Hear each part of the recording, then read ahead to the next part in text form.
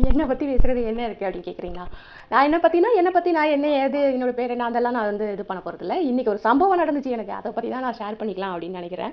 குப்பையாம் அந்த வீடியோ வந்து குப்பை விவரம் தெரியாமல் பேசுகிறாங்க, சட்டப்படி அவங்க பேசுகிறது தவறு அப்படின்னு போட்டிருக்காரு.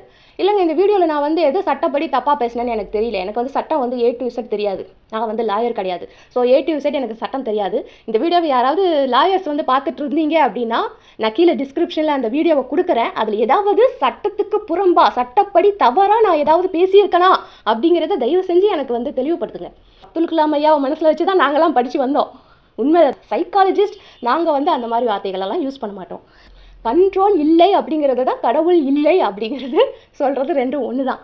அதுக்காக நான் வந்து அதை பற்றிலாம் கவலைப்படலைன்னு அர்த்தம் கிடையாது. அதையும் மைண்டில் வச்சுக்கோங்க. சைக்காலஜிஸ்ட் அப்படிங்கிறதுனால இந்த குணம் இல்லாமல் போயிருமா என்ன? நான் அப்படி தான் பண்ணுவேன், நான் அப்படி தான் பேசுவேன். உணராத முட்டாள்களை மட்டும்தான் உங்களால் மாற்ற முடியும்.